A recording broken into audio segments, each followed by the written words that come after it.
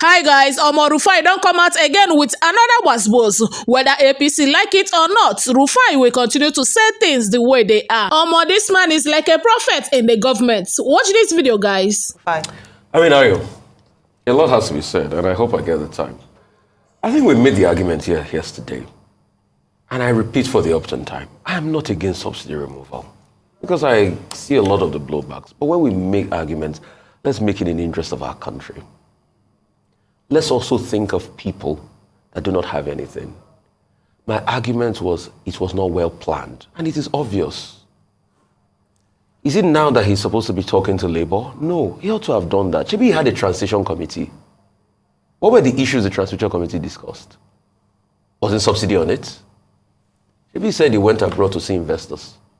I thought these were supposed to be the conversations. It was not well planned that it is obvious. The same NNPC that came out yesterday that said we have enough, all of a sudden changed prices because of the same market forces. You see, when I was telling you don't castigate the marketers, everybody called me evil here yesterday. Am I not being proven right, Ayo? Everybody here was saying we will send the regulators to go there and clamp down the market. Oh, yeah, go and clamp down the marketers that increase price over 500. When NPC has increased price now, go and clamp down. We are waiting. Maybe they say we'll go and seal the filling station.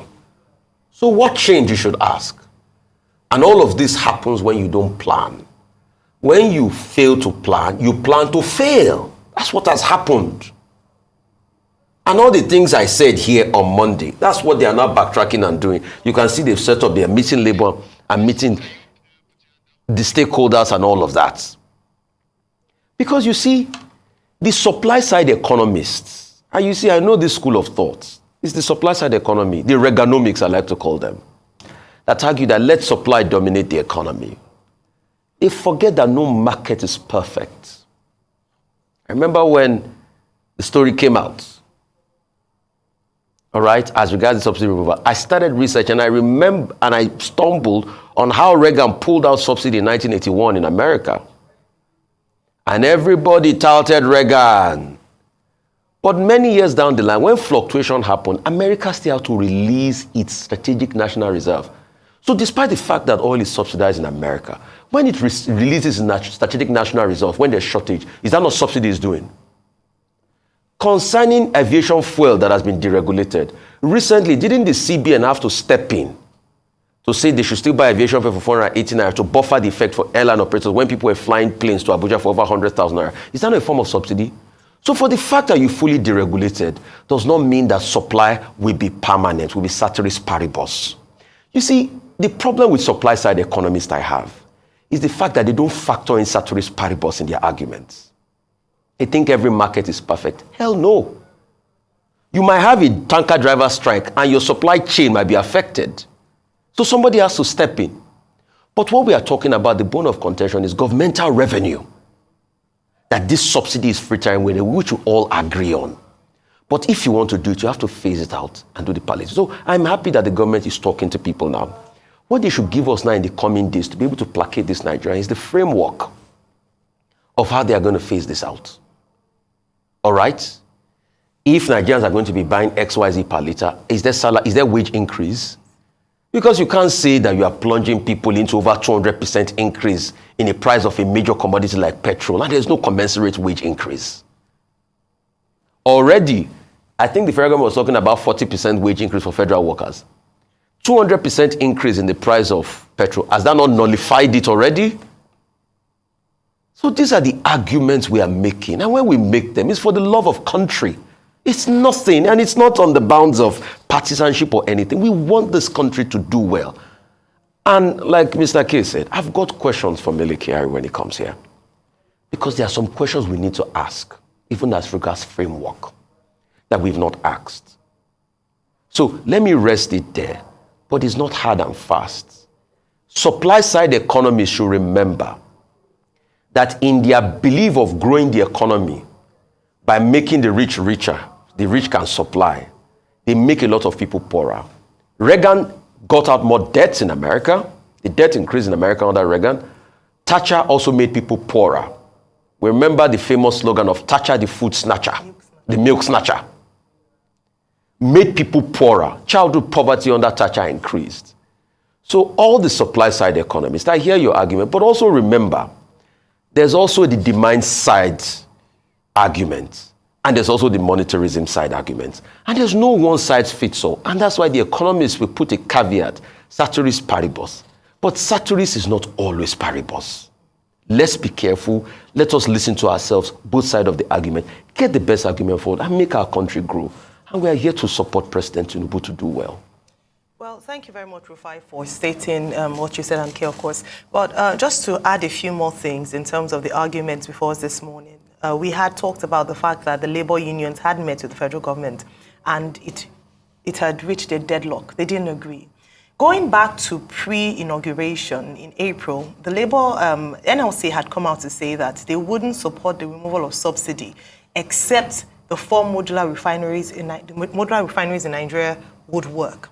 Unfortunately, they're not working, and now subsidy has been removed. Therefore, it is no surprise to see that they haven't come to an agreement. What the question then would be is that would this success be hinged on the Dangote refinery working, and would that be enough for the labor unions? Also, what you said, Rufai, in terms of commensurate wage increase, because the prices have gone, and you can see the ripple effect in the price of food, transportation costs, and other things that would affect wage and of workers in Nigeria. Beyond that, there are lessons to be learned from countries that have bitten the bullet in terms of removing fuel subsidy. We can look at countries in Asia, but we can also come down to countries in Africa. In Egypt, just to support the point in terms of planning and a phased out, or a plan with regards to how you remove subsidy to cushion the effect. As someone had said earlier, no matter when it's removed, no matter how it's removed, people will still feel the pinch. It's like doing surgery and not expecting blood. It is part of, you would feel the pinch because you're going to have to pay more. However, you can give pain reliever. You can give certain things to not make it bite as much. What other countries have done, for instance, in the case of Egypt, was that they planned a subsidy removal from about 2014 to end in 2022. So there was a plan years ahead. For Morocco, they had it from 2012 to 2015. In addition to that, they also included the fact there was effective communication.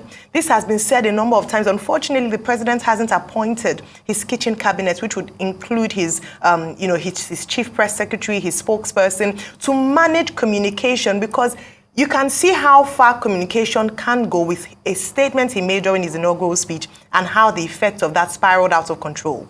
He needs information management so that people can understand what's going on, what the plans of the government are, so that there would be no panic. Nigerians need reassurance from their principal, from the president. We need to have that in place. Beyond that, when you're going to affect the lives of the ordinary Nigerians in such a huge way, we must see it as reflective, even in government. Perhaps this is a good time to revisit the Oronsai report.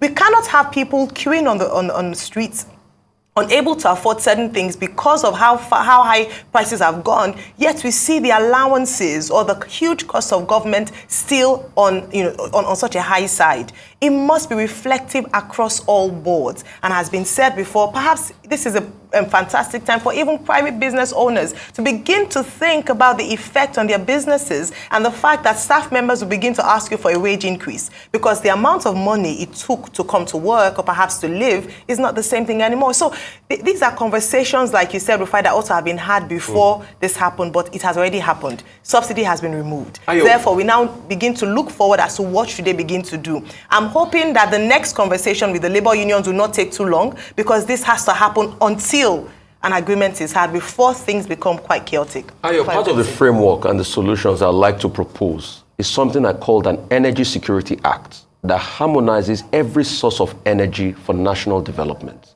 from coal to gas to geothermal and everything we have capacity for. The problem with Nigeria is there's no energy security. So an Energy Security Act, that's what I propose that should be worked on.